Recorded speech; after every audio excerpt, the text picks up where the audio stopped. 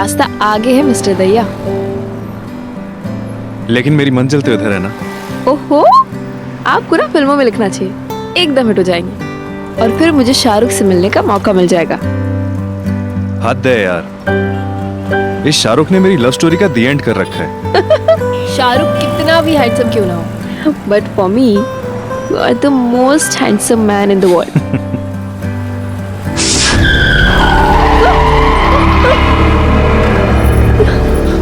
तुम ठीक हो ना? क्या?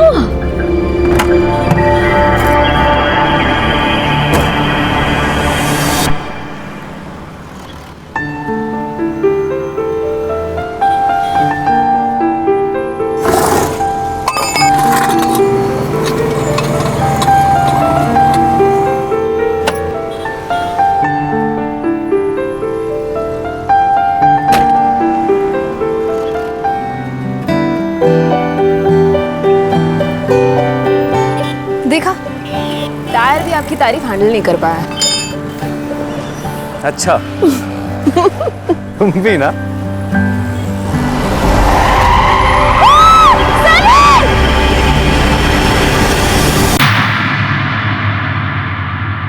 सनी और प्रिया ने शायद कभी नहीं सोचा होगा कि एक वारदात उनकी सारी खुशियां छीन लेगी, उनके सारे सपने बिखेर देगी।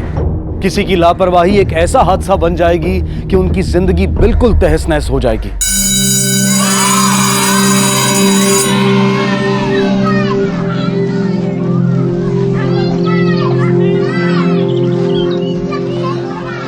प्रिया जी जी, सेकेंडरी स्कूल के सारे टीचर फिल्म देखने जा रहे हैं, तो आप भी चलिए। वैसे तो आप कभी जाती नहीं है, तो आज सही।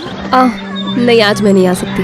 क्यों? मैं थोड़ा जल्दी में हूँ, आज हमारी एनिवर्सरी है। ओह, हैप्पी एनिवर्सरी, और मिस्टर को भी विश करिए। जी जरूर, मेरी तरफ से भी। Thank you so much. जी मैं चलती हूँ। क्या बात है, शादी के इतने सालों बाद भी एनिवर्सरी इतनी खुशी से मना रही है, इतना सब होने के बाद। कमाल है। प्रिया, हाँ तुम ठीक हो? मैं थोड़ा जल्दी में हूँ। चलो मैं तुम्हें ड्रॉप कर देता हूँ। नहीं नहीं, तुम खामखा की तकलीफ लोगे, मुझे बीच से केक भी लेना है। अच्छा है ना, इसी बहाने केक खाने को मिल जाएगा। अब फॉर्मेलिटी छोड़ो, मैं ड्रॉप करता हूँ। ठीक है, चलो।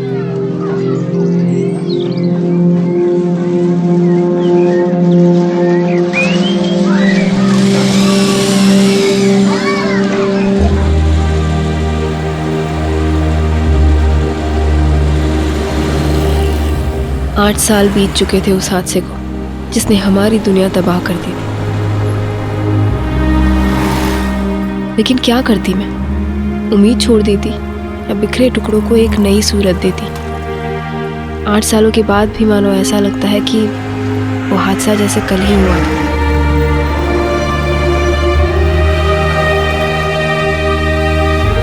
मुश्किल रास्ता तय कर इस मोड़ पर तो पहुंच गई, पर मैं ये नहीं चाहती थी कि आगे मेरे लिए मुसीबतें और बढ़ने वाली थी। ये तो बस शुरुआत थी।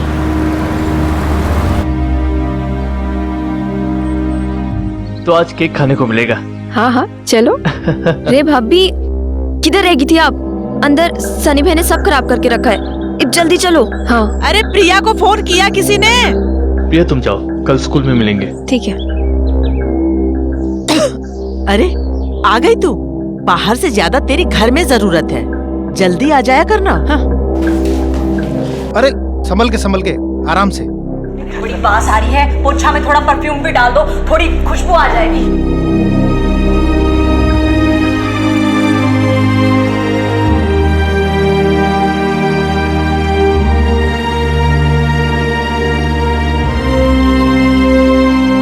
चिंता मत कीजिए, मैं हूं ना, 2 मिनट में साफ हो जाएगा।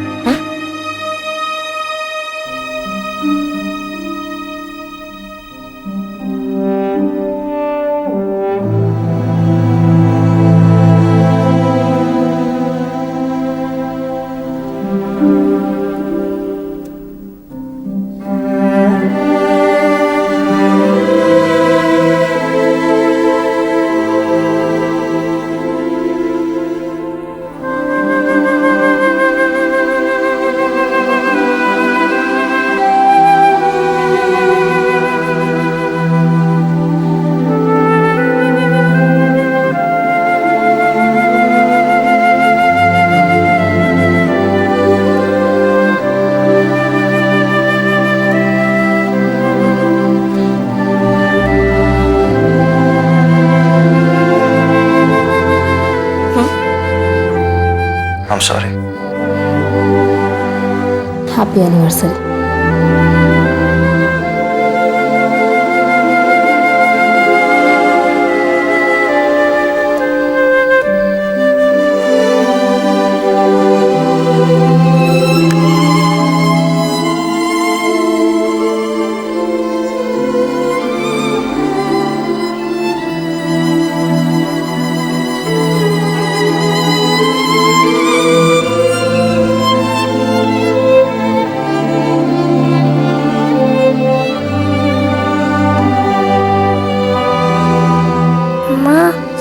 आप रो क्यों रहे हो?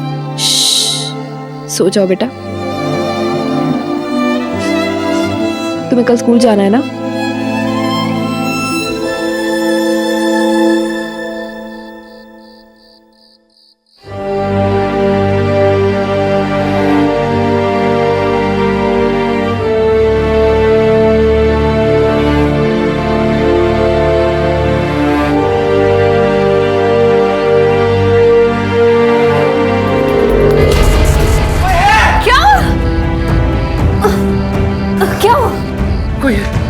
क्या हो गया?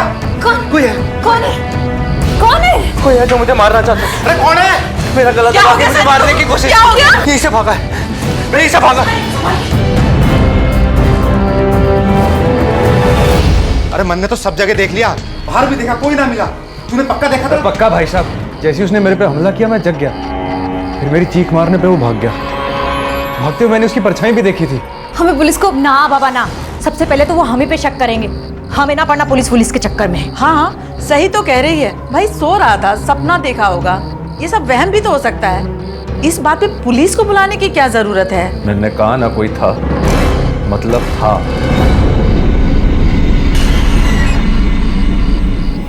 मैंने अंदर ले चल। प्रिया,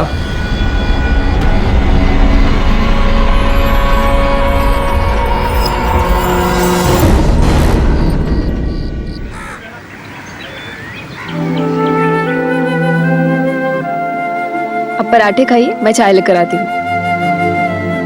अब प्रिया, हाँ? शक्कर लेके आना, दही में डालनी है। जी। क्यों भाई, इब्बू कैसा है? कल तो सारे घर की नींद उड़ा दी तन्ने।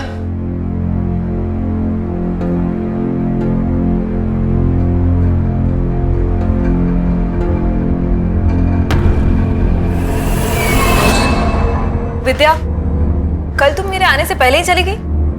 मैं माँ जी को बता के गई थी मैडम जी। बात बता के जाने की नहीं है।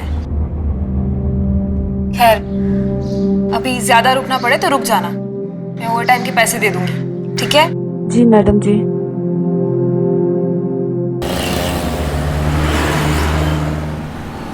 मैंने कल सबको ABCD लर्न करने को बोला था, किन्होंने किया है? मैंने। बोलो बोलो। ABCD।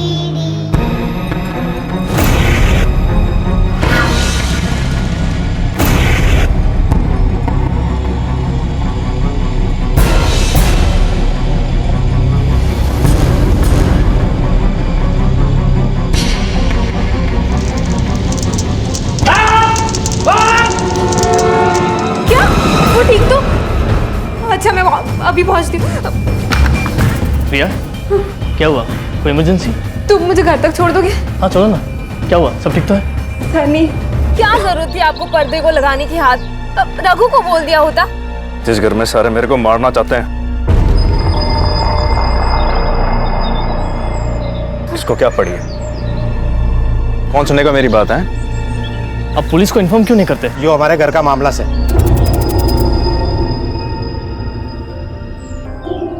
प्रिया, मैं चलता हूँ। संदीप जी, अपना ख्याल रखिएगा। प्रिया, किसी भी बात की जरूरत हो तो मुझे। है ना, हम सब संभाल लेंगे। थैंक यू आनंद। मैंने एक बात बताई दो आप सब, आप में से ऐसा कौन सा है जो मुझसे इतना तंग आ गया कि मेरा मरा मुंह देखना चाहता है?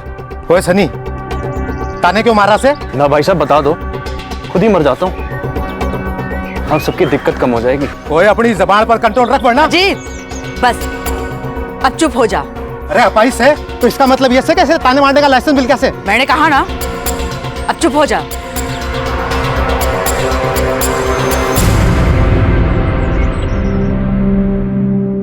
काश तुम रोज होती घर पर मेरे साथ। काश, लेकिन ऐसा हो नहीं सकता ना। हमें से एक को तो कमाना ही पड़ेगा। वैसे भी घर में कोई इज्जत नहीं देता है। कभी कभी पछतावा होता है कि उस दिन बच क्यों गया। मर जाता तो। सनी,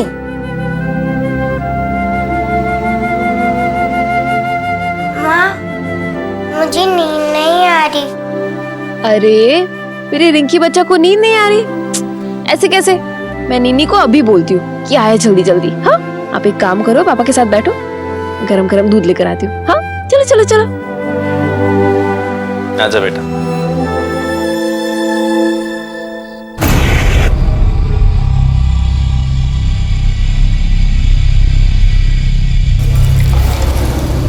ये कर रही हो?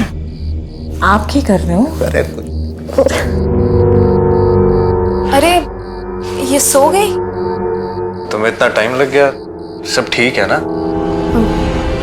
हाँ, वो किचन में दूध गिर गया था ना, तो साफ करने में थोड़ा टाइम लग गया। रुको! प्रिया! प्रिया!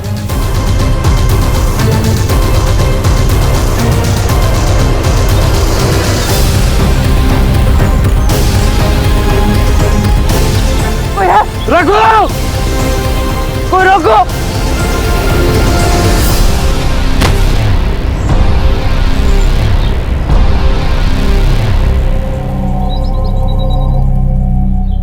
सनी पर हुए तीसरे हमले ने उसे दहला कर रख दिया, लेकिन परिवार वालों ने हमेशा की तरह इस मामले को भी दबा दिया। सनी के पास कोई तरीका नहीं था यह साबित करने का कि हमला करने वाला परिवार का ही कोई सदस्य था। ओ पी ले। बस यार, और नहीं। आजकल उकड़ा उकड़ा क्यों से भाई? क्या परेशानी बता मन्ने। अरे पतनी की प्याज कोई और बुझावा है तो मर्दने गुस्सा तो आवेगा ही ना। भाई साहब बस। अजीत भाई साहब, आप बिना मजाक में कुछ भी कह देते हो। तू सच बता भाई, हम दुश्मन तोड़े ना है तारे।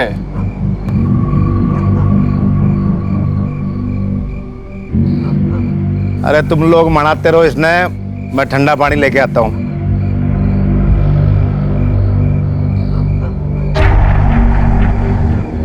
लो भाई, ठंडा पानी आ गया। वाह वाह भाई जी।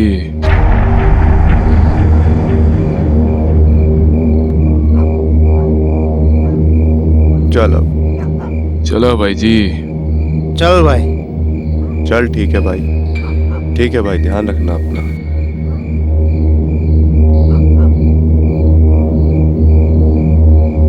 आज तने ले चलूं क्या अंदर? ना भाई साहब, मैंने बाहर थोड़ी देर अकेला बैठना है। ठीक से, जैसी तेरी मर्जी।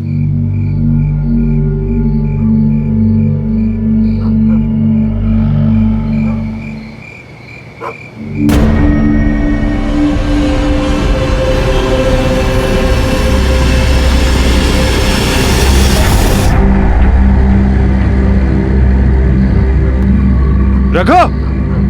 क्या हो गया? क्या हो गया भाई साहब? मन्ने अंदर लेके चल। जी भाई साहब। देख यार, बस। भाई साहब लेटा दो क्या बिस्तर पे? तू रहन दे, यहाँ तक ले आया, गनीमत है। ये बजा। ठीक से फिर। प्रिया, प्रिया, अरे कितनी गहरी नींद में सो रही हो प्रिया? प्रिया! रघु! प्रिया! टिप क्या हो गया? रिंकी किधर? प्रिया! रिंकी, क्या हो गया? रिंकी, प्रिया! उठो ना। प्रिया!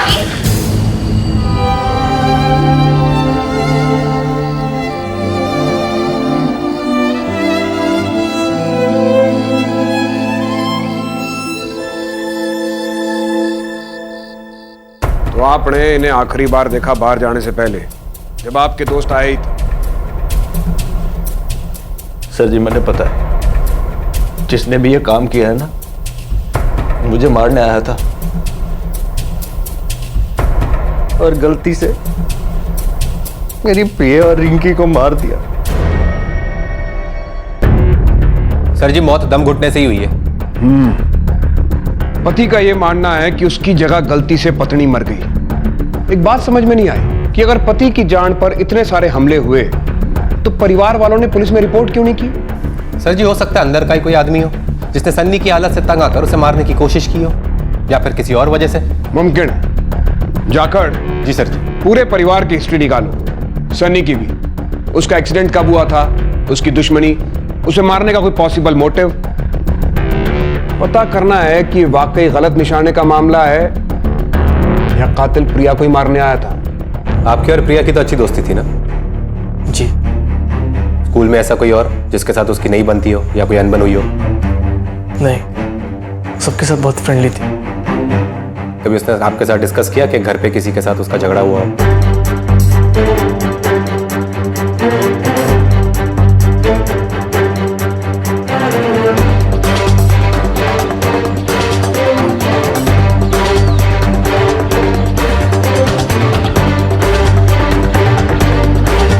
अरे दरोगा जी, ऐसी औरतें तो अपने आशिक के हाथों ही मारी जाती है। आशिक? आपके और आपके पत्नी के बीच का रिश्ता? उनका किसी और के साथ कोई संबंध?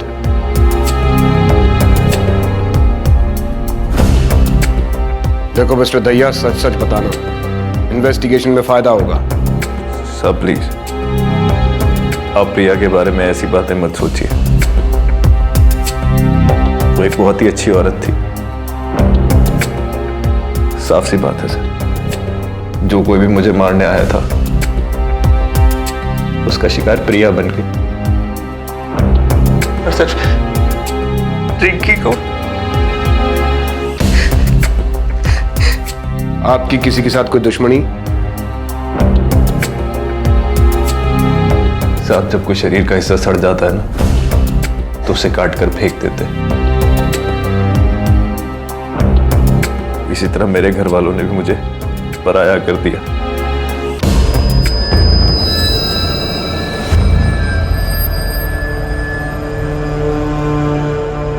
साहब जी, मेरी दवाइयों का खर्चा बहुत है और मैं 1 रुपया नहीं कमाता। ऐसी मुफ्त की रोटी तोड़ने वाले निकम्मे से कौन छुटकारा पाना नहीं चाहेगा? रुको, क्या जानती है इस मामले के बारे में? वो सर जी, मैं तो सिर्फ नर्स हूँ। सुबह को आती हूँ, शाम को चली जाती हूँ। ज़्यादा कुछ नहीं जानती मैं, लेकिन साहब जी जो बोल रहे हैं वो सही है। प्रिया मैडम उनसे बहुत प्यार करती थी, बहुत ख्याल रखती थी उनका। वो क्यों किसी और के... ये केस 2 अलग अलग दिशाओं में आगे बढ़ रहा था। एक तरफ ये अंदेशा कि कातिल ने गलती से सनी की जगह प्रिया को अपना शिकार बनाया, लेकिन कोई सनी को क्यों मारना चाहता था। दूसरी तरफ यह संभावना कि प्रिया के किसी से अवैध संबंध थे जिसकी वजह से उसे मारा गया। तो क्या यह अपराध किसी घायल प्रेमी का किया धरा था? पुलिस की तहकीकात धीरे धीरे एक दिशा की ओर मुड़ने लगी, और वो दिशा थी प्रिया के गैर मर्दों के साथ नाजायज संबंध।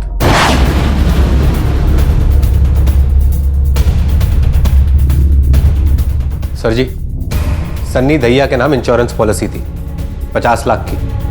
शायद इन्हीं पैसों के लिए कोई सनी को मारना चाहता हो। फोन रिकॉर्ड्स प्रिया के, जिस रात उसका खून हुआ वो किसी से बात कर रही थी, आनंद चौहान से। ये आनंद चौहान साहब को ले आओ तो जरा, मतलब कुछ था तुम दोनों के बीच।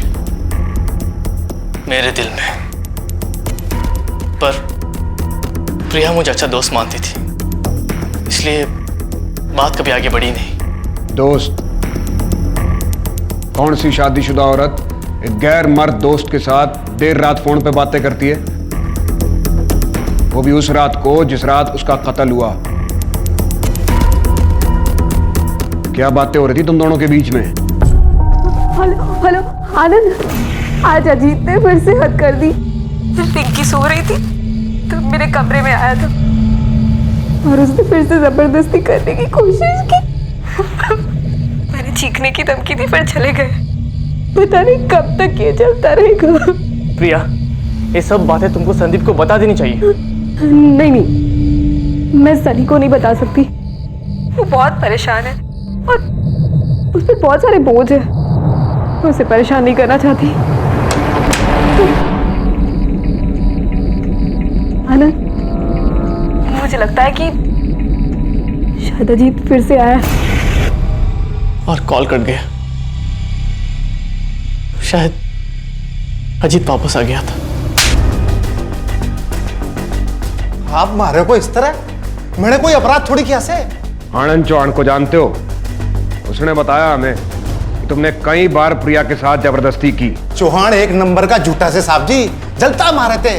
प्रिया को किसी के साथ बांटना नहीं चाहता। तुमने प्रिया के साथ जबरदस्ती की। प्रिया ने खुद ये बात फोन करके आनंद को बताई थी। मैंने कोई जबरदस्ती नहीं की सर जी। मैं तो उससे वही मांग रहा था जो वो सबको दे रही थी, आनंद को और यहां तक कि वो नौकर रघु को भी। और पता नहीं उसके कितने आशिक थे। मैंने सोचा भाई उसकी जो जरूरतें हैं उनको मैं पूरी कर देता हूं। घर की बात घर में रह जाएगी। समझ रहे हैं ना आप? मैं तो साहब जी उस पर एहसान कर रहा था। और उस रात उसने तेरे इस एहसान को ठुकरा दिया तो तूने उसकी जान ले ली। मैंने साहब जी किसी की जान नहीं ली।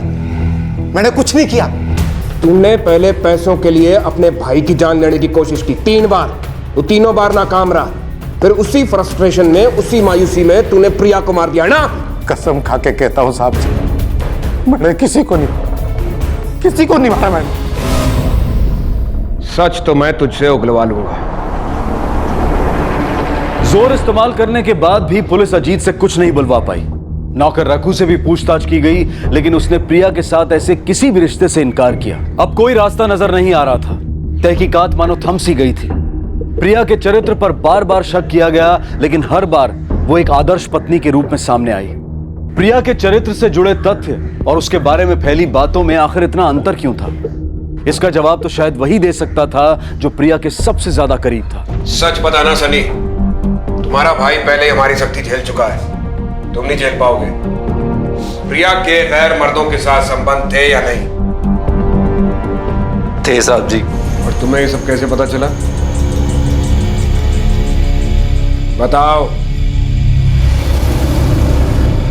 मेरे घर वालों ने बताया साहब जी। मैंने तो चौहान के साथ उसे घटिया होटल में जाते हुए देखा है। मैंने भी रघु के साथ उसे नैन लड़ाते हुए देखा है। आप सब लोगों को गलतफहमी हुई है, वो ऐसी ना है। क्या गलतफहमी हुई है? अरे मैं तो 24 घंटे उसको फोन पे ही देखती हूँ और पूरा पूरा दिन तो वो घर से गायब रहती है। मेरे लिए प्रिया पर शक करना नामुमकिन था साहब जी, लेकिन धीरे धीरे उसकी हरकतों से, उसकी बातों में छिपे सच मेरे सामने आ गए। पति पत्नी के बीच में ये बातें ज्यादा देर तक छुपी नहीं रह सकती साहब जी, पता पड़ ही जाता है। और इसीलिए तुमने उसे मार दिया? मैं मारूंगा साहब जी? ऐसी हालत में मैं मारूंगा प्रिया को? अगर मैं प्रिया को मारने के काबिल होता तो शायद ये नौबत ही नहीं आती। मैं उसे जिंदगी भर खुश रखता। और साहब जो उसने किया उसमें इसकी कोई गलती नहीं है। उसे हक था ये करने का। जो खुशियां मैं उसे नहीं दे सकता उसने कहीं और से ली। बताइए मनदीप जी, सनी को प्रिया के नाजायज चक्करों के बारे में बताने की क्या जरूरत थी? कहीं आप घर वालों ने मिलकर तो नहीं उसे मार दिया? खानदान की इज्जत के लिए? नहीं, ऐसा तो कुछ भी नहीं था। ठीक है, आप खुद नहीं बताएंगी तो?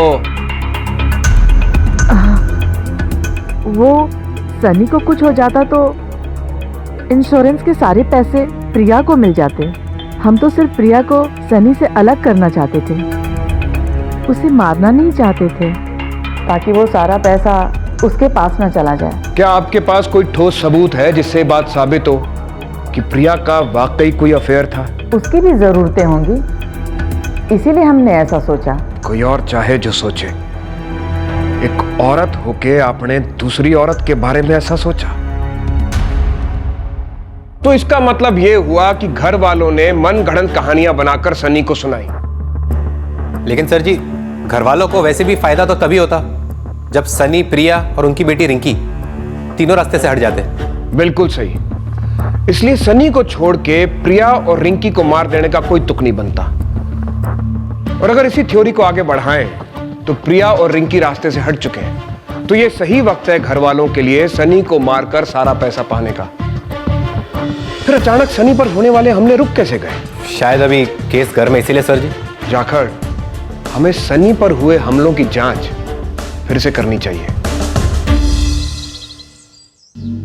आप ये बुकिंग फाइनल कर दीजिए।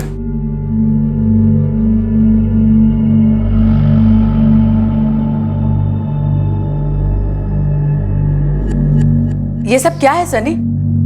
और वो आदमी कौन था? ट्रैवल एजेंट था। मैं जा रहा हूं यहां से हमेशा के लिए। लेकिन कहाँ?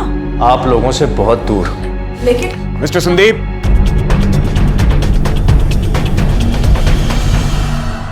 इस स्लोप से आपकी व्हीलचेयर नीचे गई और इससे पहले कि आप सड़क के बीचों बीच पहुंचते, विद्या ने आकर आपकी जान बचा ली। आपने देखा नहीं कि आपको धक्का किसने दिया था? नहीं साहब जी, मेरे से गलती हो गई। उस वक्त मैंने भांग पी रखी थी। किसी को भी अपने आप के ऊपर हुए हमले बड़े बारीकी से याद रहते हैं मिस्टर संदीप। साहब जी, लेकिन उसे नहीं जिसने अभी अभी अपनी बीवी और बच्चे को खोया हो। साहब जी, बहुत अंधेरा था।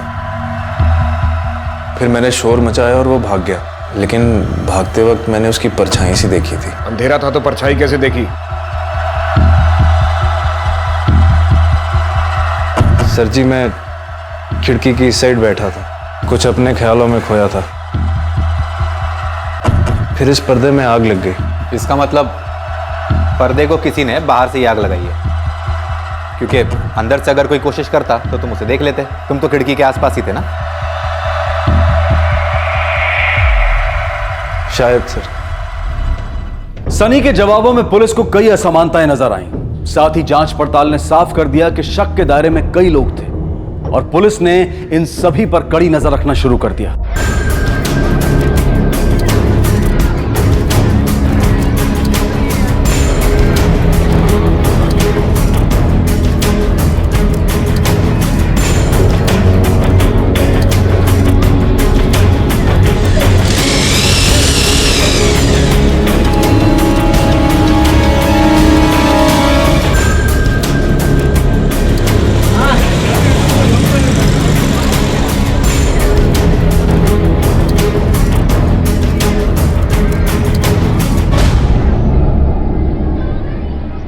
सर जी, अब तक ऐसी कोई बात नहीं हुई जिससे किसी पे शक हो। हमें सतर्क रहना पड़ेगा जाखड़। कातिल इन्हीं में से कोई एक है। किसी भी पल इनमें से कोई अपना आपा खो सकता है और अपराधी की एक छोटी सी गलती हमारे लिए एक बड़ा मौका साबित होगी। एक बात और अजीब लगी, प्रिया के साथ होने वाले हर वाकये का ब्यौरा सनी ने बड़ी बारीकी के साथ दिया। व्हीलचेयर या बिस्तर पर रहने वाला आदमी किसी के पीछे जाकर ये सब कुछ खुद तो नहीं देख सकता। इसका मतलब है ये सारी इंफॉर्मेशन भी उसे घर वालों में से ही किसी ने दी है।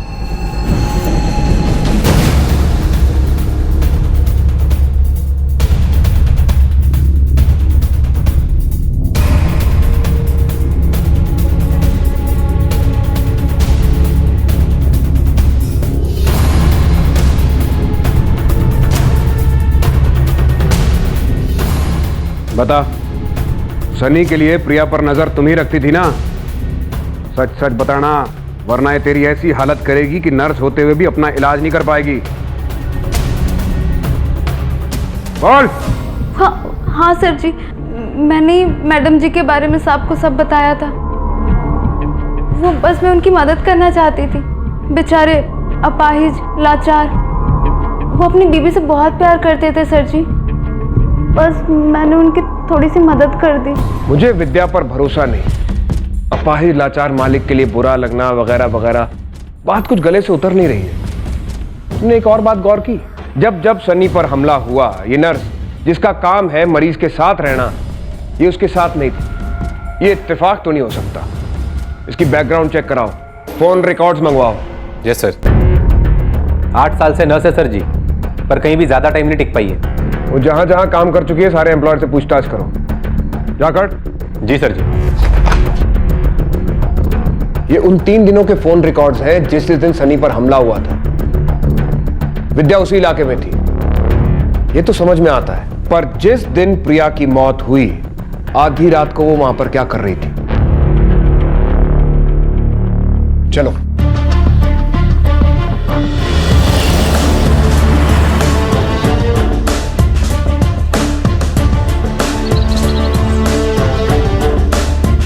तो जी कहाँ पहुंचने की इतनी जल्दी है? वो सर जी कहीं जा रहे हैं तो उन्हें अब मेरी ज़रूरत नहीं है सर, इसलिए सोचा कि थोड़े दिन अपने बहन के घर हो आऊं। ये क्या जानती है? तेरे फोन रिकॉर्ड्स। और जब भी सनी पर हमला हुआ इन फोन रिकॉर्ड्स के मुताबिक तेरा फोन उसी इलाके में था। इसका मतलब तू भी उसके आसपास ही मौजूद थी। अब बता सच क्या है? सनी पर हमले में तेरा भी हाथ था ना? मारना चाहती थी तू उसको, किसी ने पैसे दिए थे उसे मारने के लिए और गलती से तूने प्रिया और उसकी बेटी को मार दिया। बोल, यही हुआ था ना? बोल। अब बताती हूँ सर जी।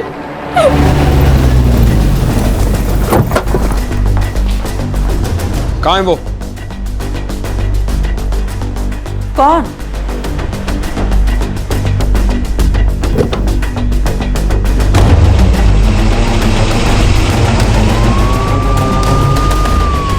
जाकट। जी सर। पूरे शहर में नाकाबंदी लगवाओ। जी सर। तुम स्टेशन रोड की तरफ लो।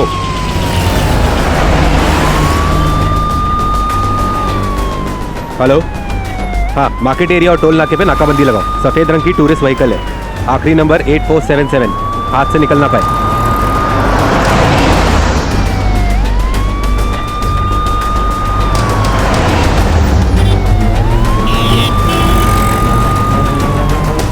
उसको ओवरटेक करो जल्दी।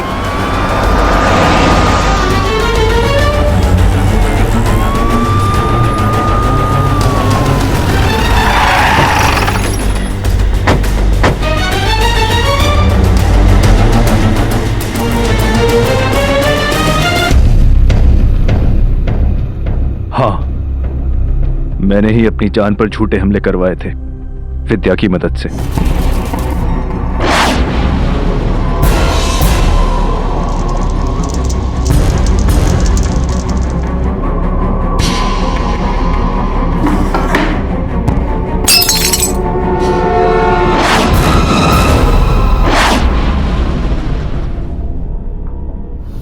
क्यों किया तुमने ये? ताकि तुम पर कोई शक ना करे जब तुम अपनी पत्नी और अपनी बेटी का कत्ल करो। उसके नाजायज संबंध है साहब। इधर मैं अपनी व्हील चेयर पर सड़ रहा था और वो गुलछर्रे उड़ा रही थी मेरे भाई के साथ, हमारे नौकर के साथ, और वो उसका आशिक, उसके स्कूल में काम करने वाला टीचर। मैं जानता था ये प्रिया की जरूरत है, लेकिन ये मैं बर्दाश्त नहीं कर सका और मैंने उसे मार दिया।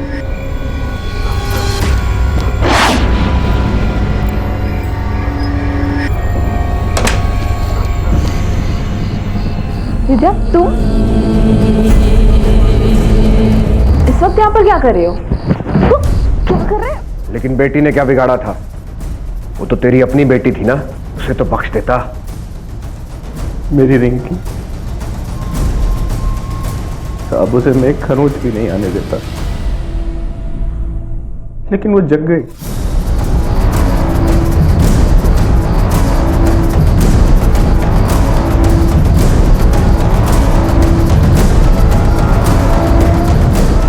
पापा, आप ये मम्मी के साथ क्या कर रहे हो?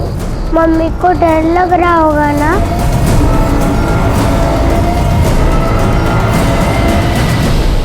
उसने मेरा भरोसा तोड़ा था साहब, इसीलिए मारा मैंने से।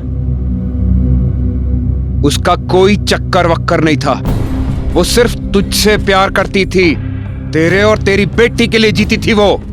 आप झूठ बोल रहे हो साहब, मुझे सब बताया विद्या ने। अरे विद्या ने तुझसे झूठ बोला था। मैं जानती थी कि उनके घर वालों ने साहब जी और मैडम जी के बीच एक दीवार खड़ी कर दी है, उनसे झूठ बोला है और मैंने उस झूठ का फायदा उठाया। उस झूठ को और बड़ा बना दिया सर जी। मैंने साहब जी को यकीन दिलाया कि उनकी बीवी के नाजायज संबंध है कई मर्दों के साथ, फोन से बदला लेना चाहते थे। मैंने उनकी मदद की। वो मुझे आज दिल्ली लेकर जा रहे थे और उन्होंने मुझे ढेर सारे पैसे देने का वादा भी किया था। सब झूठ था और उस झूठ को तूने अपने ख्यालों से और बड़ा बना दिया। वहम था तेरा। तेरे अंदर इस शक को पैदा करके उन्होंने तेरा इस्तेमाल करके तुझसे तेरी पत्नी और बेटी का कत्ल कराया। वो पत्नी जो सिर्फ तुझसे प्यार करती थी, तेरे लिए जीती थी। वो बेटी जो तेरी पहली और आखिरी संतान थी, उसे भी बेरहमी से मार दिया तूने।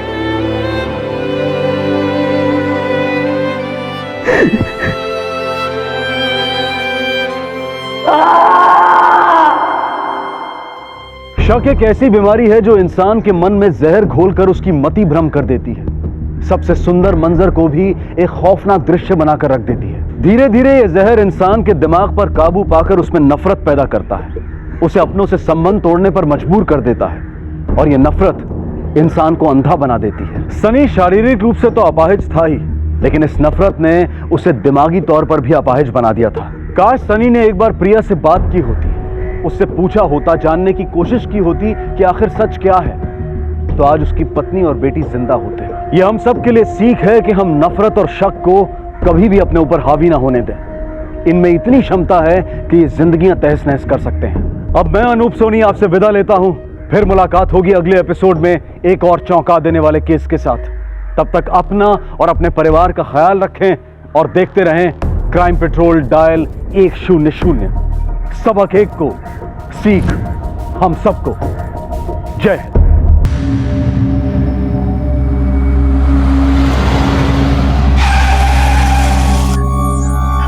देख के नहीं चल सकते।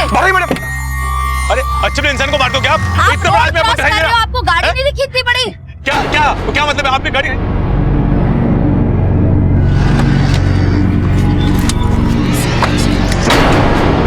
बेबी। भाई साहब, ये एड्रेस बताएंगे? एक पान की दुकान है, वहीं पूछ लीजिए आप, आपको पता चल जाएगा। ठीक है, थैंक यू। वरुण, वरुण, वरुण बेटा किधर है तुम? वरुण,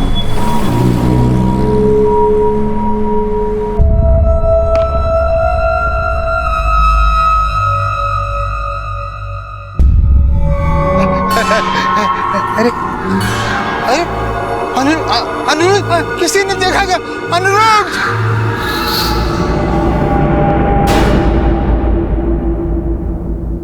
जिंदगी की सच्ची तस्वीर, उसका फलसफा, उसका किरदार अगर कहीं दिखता है तो बच्चों की शक्ल में, उनकी मासूम किलकारियों में, उनकी निष्पाप जुबान में। बच्चों की जिंदगी को खतरा मतलब जीवन के मौलिक सिद्धांतों पर हमला। साल 2014 में एकाएक देश के कई शहरों से बच्चे लापता होने लगे। महीनों गुजर गए लेकिन इन बच्चों का कुछ पता नहीं चला। और सबसे हैरानी की बात तो यह थी कि इन बच्चों को लेकर कोई फिरौती या धमकी का कॉल भी नहीं आया। परिवार सन्नाटे में था, पुलिस हैरान परेशान थी कि अचानक एक खौफनाक तब्दीली के साथ कुछ गुमशुदा बच्चे सामने आए।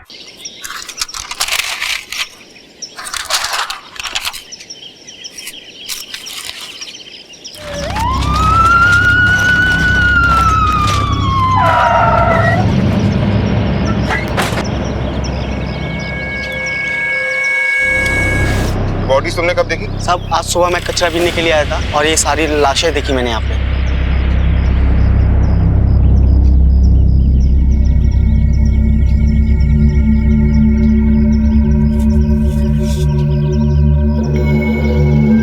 ये निशान तीनों बच्चों की बॉडी पर आग से मार्किंग की गई। पोस्टमार्टम के लिए भेजो तीनों की बॉडी को। Right sir. सर, धानु रोड में जो बच्चे मिले सर, उनमें से एक जिंदा मिला है। चलो हॉस्पिटल। इन बच्चों की तस्वीरें स्टेट के सारे पुलिस स्टेशन में सर्कुलेट करवाओ। पता करवाओ किसी ने इनके बारे में गुमशुदा की रिपोर्ट लिखवाई है या नहीं। सर अगर आप कहें तो एक तस्वीर अखबार में डाल दें। नहीं, अभी नहीं, अभी ये बात डिपार्टमेंट तक ही रहने दो। सर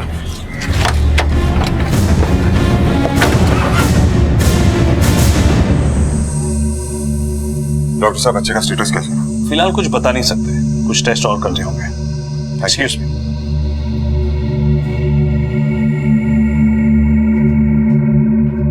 मुरे सर। एक हवलदार पोस्ट करो यहाँ पर। Right sir.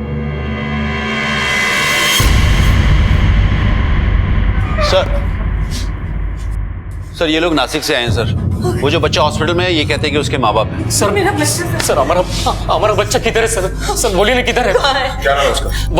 वरुण साठे साहब। साल भर पहले किसी ने रास्ते से उसे उठा लिया था साहब। हमने एफआईआर भी किया, कभी कहीं पता ही नहीं चला उसका।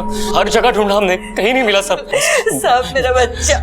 ये देखिए उसकी माँ ये साल भर से रो रो के उसका हाल बुरा हो गया सर। अब मुझे मेरे बच्चे को देखना है, कैसा है वो? बैठिए बैठिए आप। साहब मेरा बच्चा मुझे।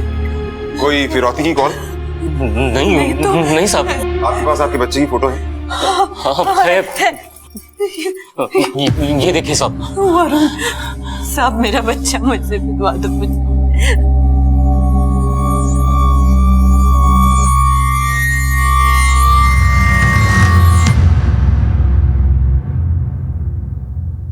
वरुण मेरा वरुण। वरुण मैं वरुण नहीं है। हाँ? सब मुझे डकली बुलाते हैं।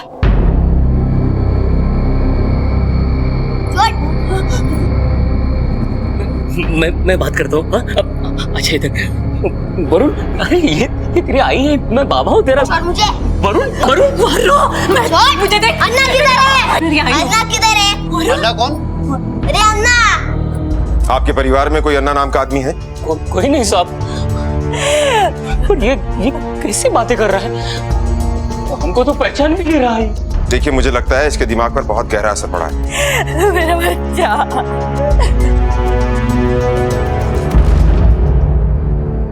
एक बच्चे का मन भी मासूम रहस्यों का घेरा होता है, लेकिन नासिक शहर से लापता वरुण साठे जब आखिरकार पुलिस को मिला तो वो अपने मन में मासूम नहीं बल्कि कुछ चौंका देने वाले, माँ बाप को डरा देने वाले रहस्य लेकर मिला। ये बच्चा मानो एक नई पहचान, एक नया नाम, एक नई सोच लेकर आया था।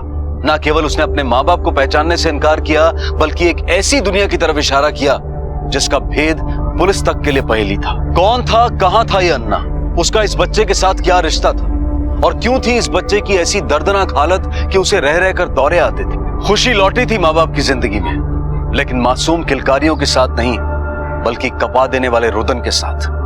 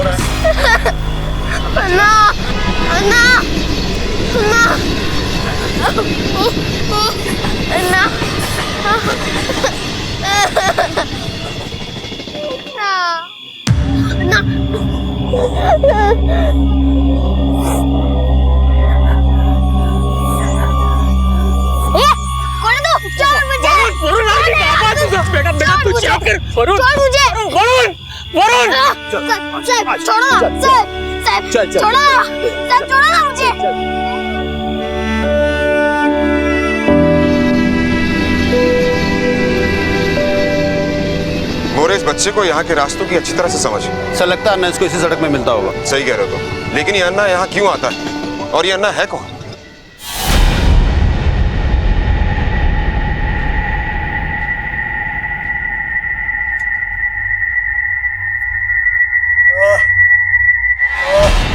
बस बस बस, अभी आराम मिल जाएगा। अभी दर्द हो तो शाम को फिर से लगा लेना, ठीक है? या मुझे आवाज दे देना।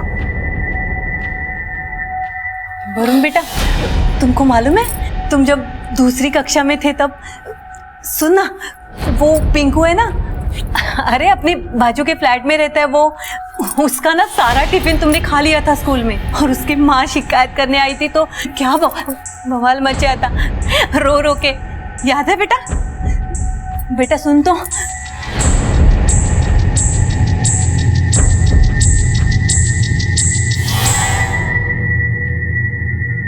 बच्चों की मौत ड्रग ओवरडोज से हुई। हाँ सर, ये भी लिखा है कि ड्रग किसी दवा के जरिए दिया गया।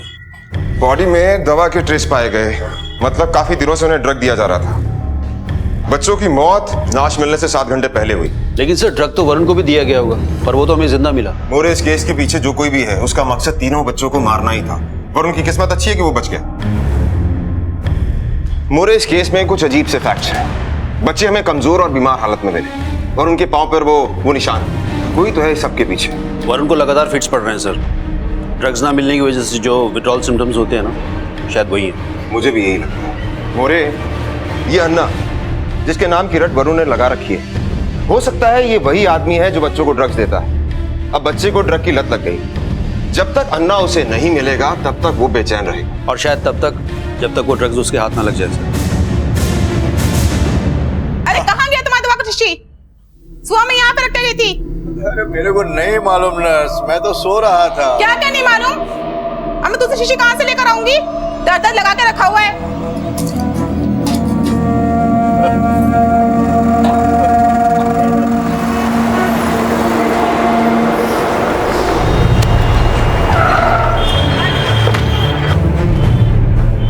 इसको देखा कहीं? हाँ देखा ना साहब, घूमता रहता है साहब, ये मेरे पास जरूर रहता था। ये बच्चा? हाँ साहब। क्यों? 150 रुपए का छुट्टा लेके आता था और मेरे से नोट लेके जाता था।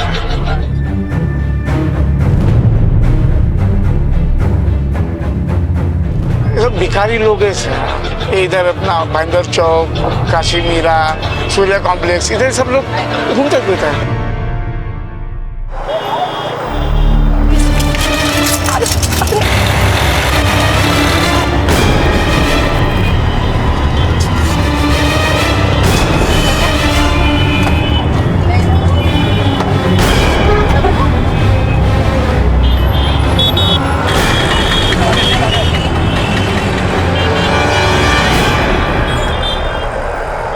यहाँ कोई भिखारी नहीं दिख रहा।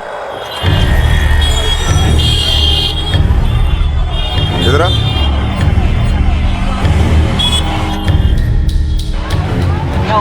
यहाँ सिग्नल पर जो भिखारी भीख मांगते हैं, कहाँ है वो? मालूम नहीं साहब, अभी यहीं थे सब। रोज यहाँ पे होते क्या? हाँ साहब, दिन भर ट्रैफिक में घूमते रहते हैं, किचकिच करते रहते हैं और यहीं पे पड़े रहते हैं। और शाम को एक कोई आता है, इनको पाव देता है और फिर सब निकल देते हैं। पाव? हाँ साहब, एक अन्ना नाम का आदमी आता है एक पुराने मॉडल की गाड़ी में और इन सब भिखारी को पाव देता है। कितने बजे आता है? यही कुछ 4 से 5 के बीच। ये वरुण वाला अन्ना ही है, पता करो। Right sir.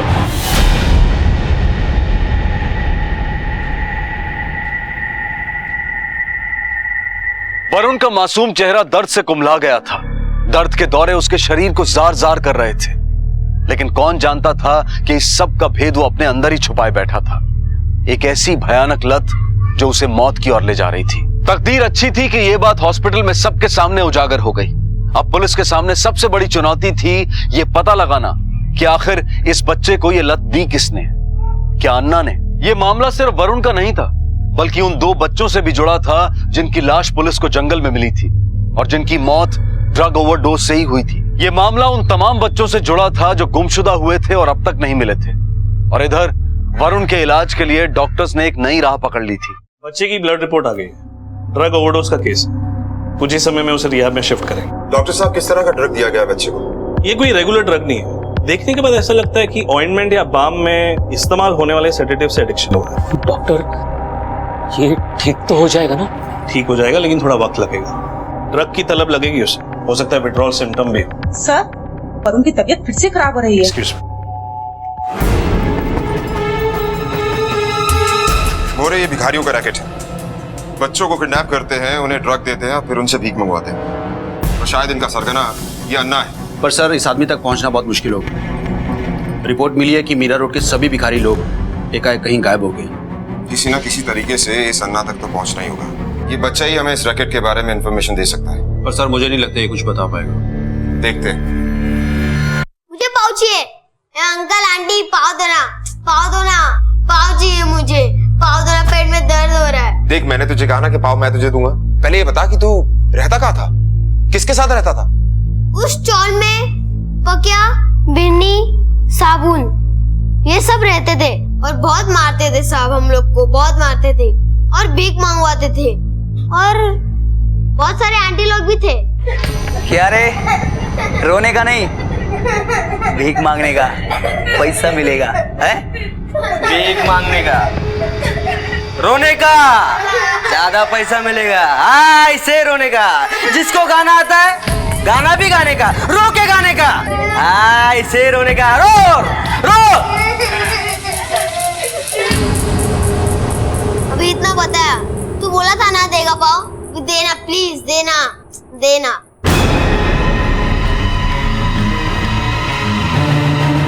मोरे, मीरा रोड इलाके में 7 चौल, 4 हम देख चुके हैं, पर हमको वहां पर कुछ नहीं मिला सर। पाटिल, गाड़ी लगा।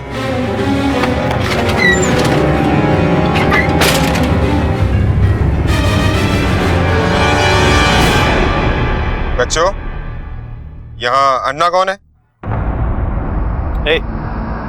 जवाब दो साहब, क्या पूछ रहे हैं? सर, ये तो बीमार लगते सर। बीमार नहीं है, इनकी आंखें देखो, नशा किया हुआ इन्होंने। मोरे, इन बच्चों को रिहैबिलिटेशन सेंटर भेजो। इस पूरे एरिया को छान मारो, जहां शक हो चेक करो। अगर ये बच्चा यहाँ है तो अन्ना का सुराग भी यहीं मिलेगा। अरे चुप रे, परेशान करके रख दिया है।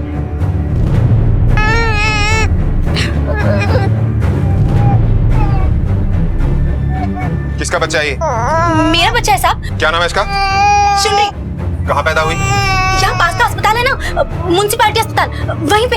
अपना और अपने पति का नाम बताओ। म्युनिसिपैलिटी हॉस्पिटल में पता करो इसका और इसके पति का नाम वहाँ पर है या नहीं। साहब, ये मेरा बच्चा है साहब।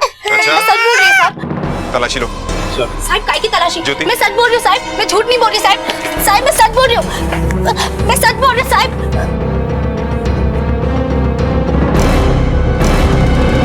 साहब मार क्यों रहे हो साहब?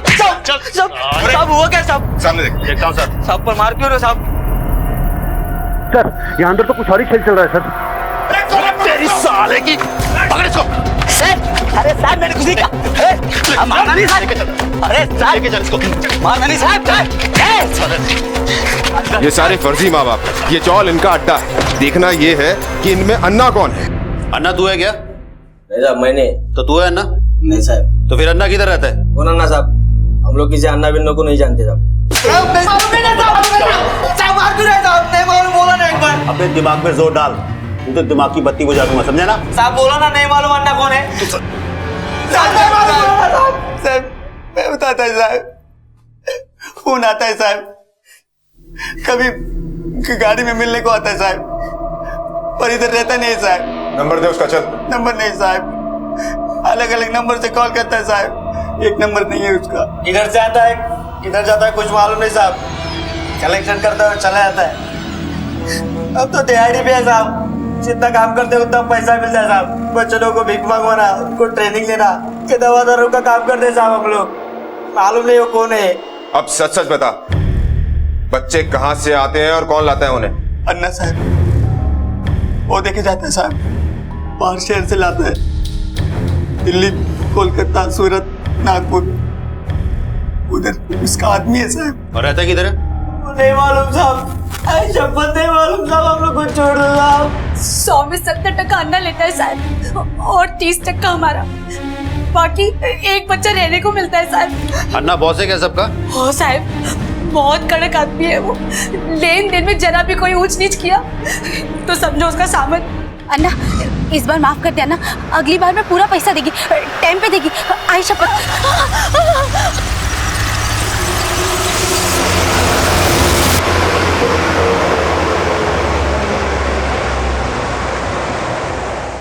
एक दिन पक्यार में भीख मांग के लौट रहे थे। उस दिन मैंने एक दुकान में बाइक देखी। ये लेगा पोल, कैसे लेगा, कैसा पैसा किधर से लाएगा? इससे कल और कमाऊंगा और जमा करूंगा और ये लूंगा, और भाई को क्या देगा?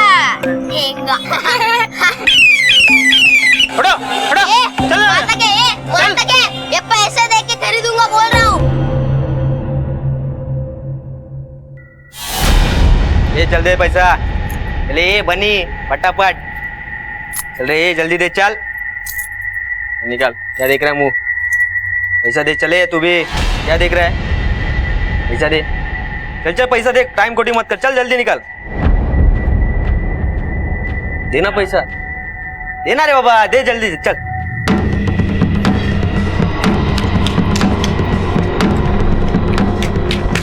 भाऊ भाऊ ए भाऊ, अरे क्या रे, कोई मर गया क्या? वो टकली ना भाग गया। भाग गया? आएगा, इधर ही आएगा वो।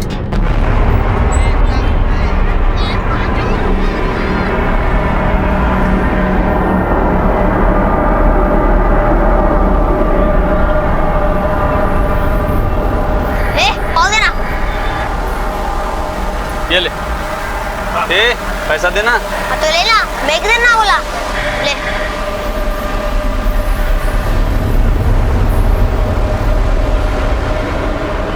मस्का लगा के देना। मस्का मार दिया है। शेर नहीं लगा था क्या आप उनको? चल वो अन्ना जैसा बोल दे, चल। तो अन्ना के पास जाना है, इधर काय को आया है? बाजार का पाव अन्ना के पाव जैसा बिल्कुल नहीं था, बिल्कुल मजा नहीं आता था और मेरे पेट का दर्द भी बढ़ने लगा।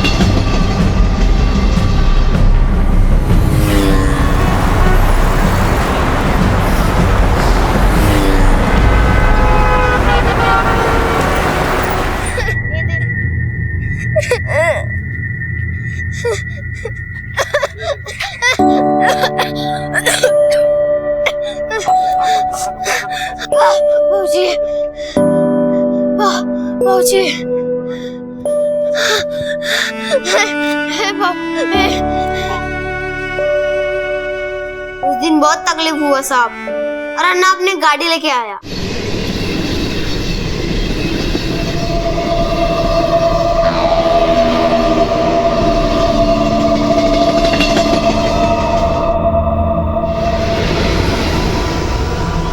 कौन सी गाड़ी? वो पुराने वाले मॉडल की गाड़ी है साहब। पुराना मॉडल? साहब पाव देना, साहब पाव देना।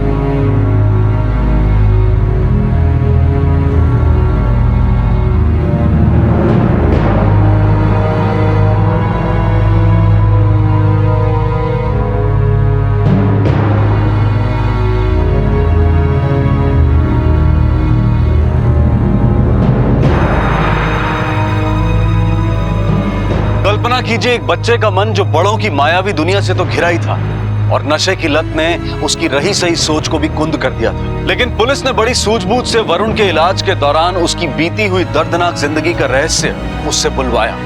ये ना सिर्फ तहकीकात में सहायक साबित हुआ बल्कि कहीं ना कहीं उस मासूम बच्चे के मन में भरे जहर को भी कम करने में मददगार साबित हुआ। इधर वरुण धीरे धीरे अपने माँ बाप की तरफ बढ़ रहा था और उधर पुलिस इस खौफनाक गुत्थी को सुलझाने में अपराधियों के नजदीक पहुंच रही थी।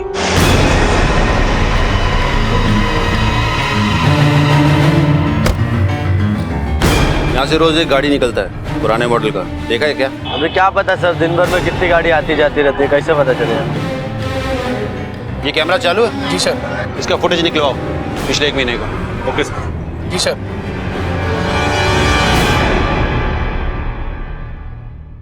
इस रोड से रोज पुराने मॉडल की गाड़ी निकलती है करीब 4 या 5 बजे के बीच में।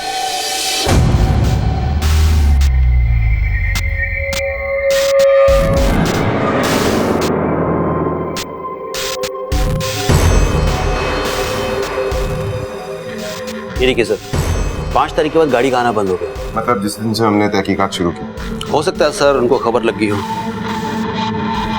जाएंगे कहाँ? मोरे काम करो, गाड़ी का नंबर निकलवा कर आरटीओ से पता करो किसके नाम पर है ये गाड़ी। तहकीकात के टेढ़े मेढ़े रास्तों से गुजर कर आखिर पुलिस को एक सुराग मिला। एक पुरानी कार, एक नंबर। इस कांड से इसके मुख्य अभियुक्त अन्ना से गहरा ताल्लुक रखती थी। गाड़ी की खोज में पुलिस ने जमीन आसमान एक कर दिया और आखिर सफलता मिल ही गई। अंकल आइसक्रीम दो ना। क्या रे अंकल बोलता है? बोला ना तेरे को अन्ना बोलने का। मेरे को अन्ना क्या बोलेगा? अन्ना। अन्ना क्या क्या क्या साहब? चल चल ना, चल। ये तेरा गाड़ी है ना? मेरा है सर। क्या बात है? चल तेरे को बता, चल। किधर सर? सर क्या क्या सर?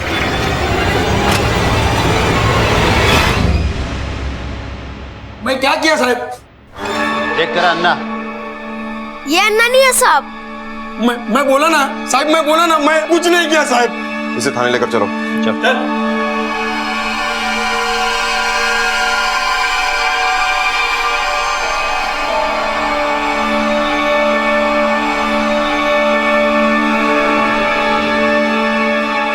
ये क्या अन्ना? नहीं साहब, ये अन्ना नहीं है। ये अन्ना नहीं है? नहीं। ये क्या अन्ना? नहीं बोला ना, नहीं आता। लेके जाओ उनको। गाड़ी कहाँ से आया तेरे पास? मेरा है सर, गाड़ी तो मेरा ही है। क्या पकता है? तो फिर अन्ना के पास कहाँ से आया? मेरे को पता नहीं साहब, वो मेरे बाजू में घनश्याम रहता है साहब, वो मेरे को 200 रुपया रोज का देता था साहब। पाव देना। कितने पाँव दूं घनश्याम भाई? सब दे दे। ए घनश्याम, सब मेरे के क्या पाव खिला? अरे साहब लेकिन छोड़ो मुझे। अरे साहब लेकिन मैंने किया क्या? चल अंदर। अरे इसे कैसे? अन्ना? नहीं साहब, ये तो अन्ना का ड्राइवर है।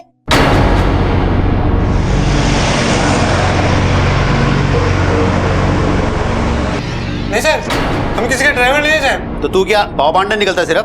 नहीं साहब, मैं तो क्या साहब, मैं तो गैरेज में काम करता हूँ साहब। एक दिन हमको मिला वो साहब, बोला काम है, बोला गरीब बच्चा लोग को पाव बांटने का गाड़ी में। मैं साहब पठानवाड़ी के पीछे से हम उसको रोज उठाता साहब,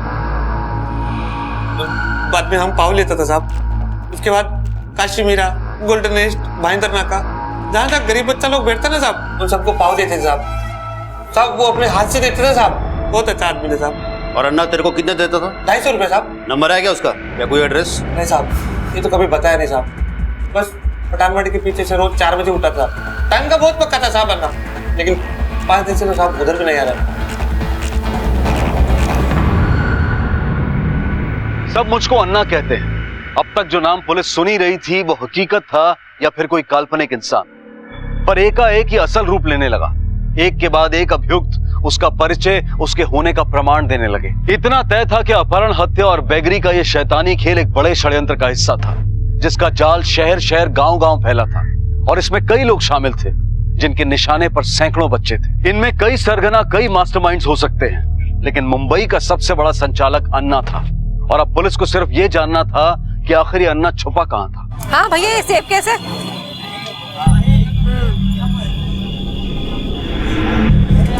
मम्मा आइसक्रीम। हाँ जाओ बेटा ले लो।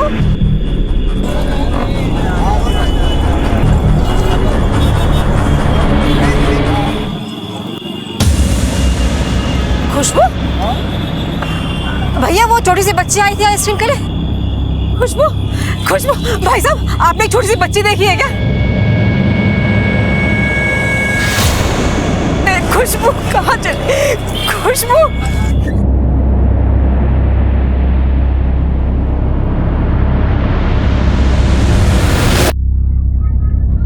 हेलो अन्ना, बच्चा जा रहा है, रिसीव कर लेना।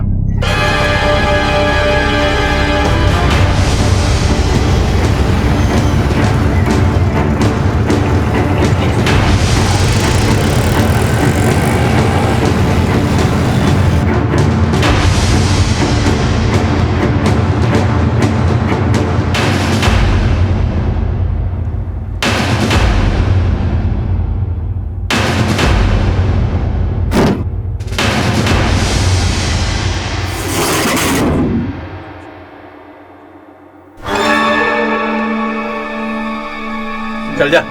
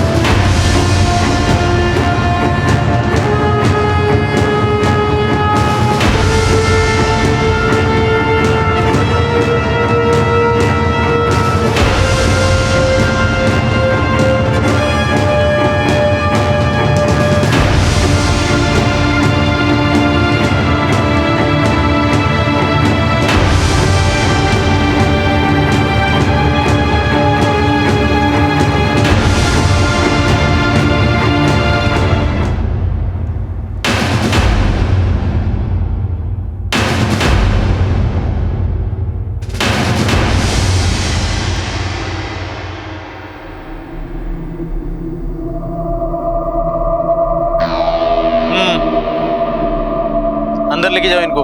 चलो सर।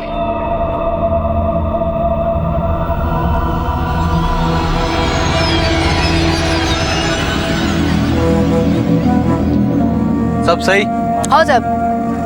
अभी जिसको जो जो इलाका दिया है उधर वो सही सही से काम करना है। रेड में अपना बहुत लोग पकड़ा गया, सही नहीं हुआ, लेकिन अभी पुलिस का बंदोबस्त हट गया है। अनिल तू भाईंदर चक नाका, तू स्टेशन रोड, तू शांति नगर और तू गोल्डन नेस्ट। ए साहब, अपने को छोटा बच्चा देना, बड़े बच्चे में कमाई नहीं है। मैं तेरे को 10% ज्यादा देगी। अगली बार हिसाब सबको याद है ना? हाँ, 100 में 70। 30 तुम्हारा, 70 मेरा। जिसको जैसा जैसा सिखा है वैसा वैसा करना है। कोई बदमाशी नहीं करने का, पुलिस वाले से बात नहीं करने का, जैसा सिखा है वैसे ही करना। कैसा चलने का, कैसा बोलने का, वो चोट का निशानी, सब जैसा सिखा है वैसे ही। मैं भी आएगा उधर, लेकिन अभी नहीं, 2 हफ्ता बाद। बच्चों लोग पाव कैसा लगा? अच्छा। और भी मिलेगा दोपहर में खाने का, किसी को देने का नहीं। देखो पुराना चावल में रेड पड़ गया। अभी इन बच्चों को रहने के लिए कोई दूसरा जगह ढूंढो। इधर इस एरिया में मेरा घर है, इधर इनको रख नहीं सकता है। और हाँ, कुछ भी गड़बड़ होएगा, इन बच्चों लोग से कुछ भी होएगा, मेरे को फोन करने का, ठीक है? 1-2 दिन में इन बच्चों लोग के लिए इंतजाम करता है। शाम को वापस बच्चों लोग को लेके आने का।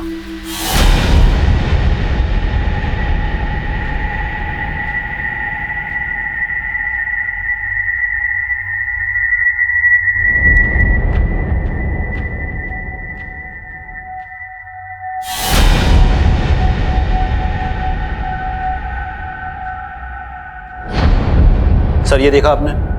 एक आदमी ने इस लड़की को भिखारी के साथ देखा। इस लड़की के कपड़े भिखारी जैसे नहीं थे, इसलिए इसकी फोटो सोशल मीडिया पर डाली है। अरे ये एरिया तो सूर्य कॉम्प्लेक्स का एरिया है। हाँ सर। टीम तैयार करो, तुम ज्योति और साठे सिविल ड्रेस में। हाँ, मैं एसीपी साहब को खबर करता हूँ।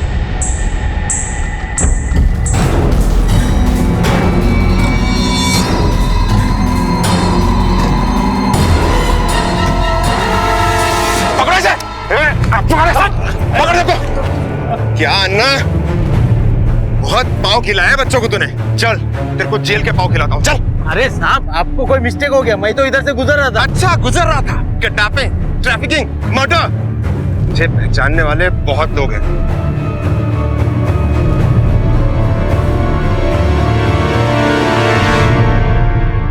अन्ना, यही है अन्ना साहब, यही है। इसने ही मारा बग्गे और बिन्नी को। ए, उठ रहे, काम पे नहीं जा रहा क्या? उठो।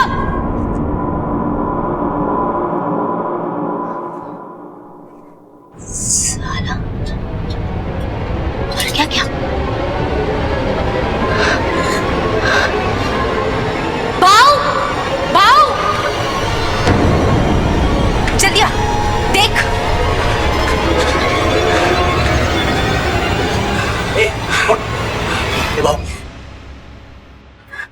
ये तो क्या? साला ये भी खलास, अब ज्यादा खाने लगता है। साला, अब क्या करेंगे? क्या करना है? अन्ना को फोन लगाना दे। अन्ना को फोन।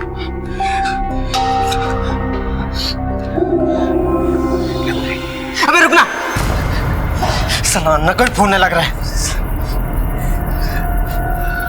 साला अन्ना भी नेटवर्क में नहीं। साला थोड़े टाइम में लाश में से बदबू आना शुरू हो जाएगी। जंगल में फेंक दे। चल उठा उठा उठा।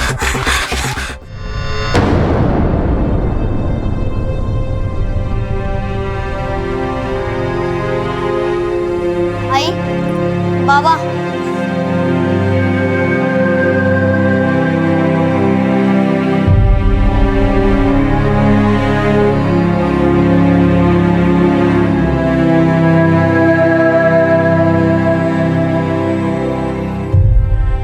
यदि बच्चे जिंदगी का सार हैं तो माँ बाप उस सार के संरक्षक हैं। माँ बाप होना सिर्फ पारिवारिक ही नहीं बल्कि एक सामाजिक जिम्मेदारी है। कल का समाज कैसा होगा ये इन बच्चों पर निर्भर करता है। एक आंकड़े के अनुसार हर साल देश में तकरीबन 12 लाख बच्चे किडनैप कर लिए जाते हैं और यौन शोषण और भीख मांगने के पेशे में शामिल कर दिए जाते हैं। पुलिस ने अन्ना और उसकी तमाम कारगुजारियों पर आईपीसी की अलग अलग धाराओं के तहत हत्या, अपहरण, दैहिक और मानसिक शोषण के मामले दर्ज किए और इनके जरिए पुलिस कई और ह्यूमन ट्रैफिकिंग के सरगनाओं को पकड़ने में भी कामयाब रही। बच्चे देश का भविष्य हैं। ये सिर्फ एक स्लोगन नहीं है बल्कि हकीकत है और अगर इस हकीकत को सीरियसली नहीं लिया गया तो कयामत आ सकती है। इन दिनों पर्यावरण और उससे जुड़े खतरे चर्चा में हैं, लेकिन बच्चों की सुरक्षा भी इस धरती के लिए उतनी ही मौलिक है, उतनी ही जरूरी है जितना कि पर्यावरण। उनका ख्याल रखें, सतर्क रहें। इसी विचार के साथ मैं अनूप सोनी आपसे विदा लेता हूं। फिर मुलाकात होगी अगले एपिसोड में और खुलासा करेंगे एक और जुर्म का। इस तरह के और भी एपिसोड देखने के लिए हमारे चैनल को सब्सक्राइब करें और बेल आइकन दबाना ना भूलें।